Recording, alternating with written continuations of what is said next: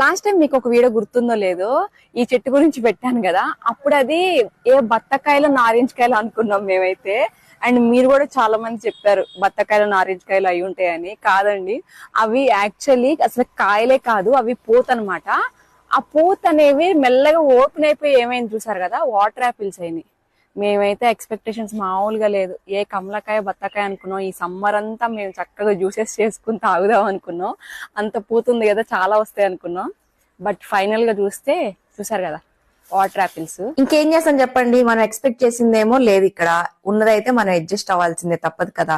So ఈ water apples కూడా మనకి బాగా ఊరినట్లయితే టేస్ట్ అయితే నాకు ఎలా ఉంటుందంటే నిమ్మకాయ నీళ్ళు తాగినంత ఫీలింగ్ ఉంటుంది. పండిని అయితే చాలా బాగుంటాయి. కాకపోతే వీటిని మనం ఎవ్రీడే హార్వెస్ట్ చేయాలి, లేకపోతే ఒక్క రోజు మిస్ అయినా అన్ని కింద పడిపోతాయి. ఎటు వీడియో కోసం కట్ చేశా కదా అని చెప్పి నేను ఇంక అప్పటికప్పుడే టేస్ట్ చూస్తున్నాను ఎలా ఉంది అనేది. టేస్ట్ అయితే చాలా బాగున్నాయండి.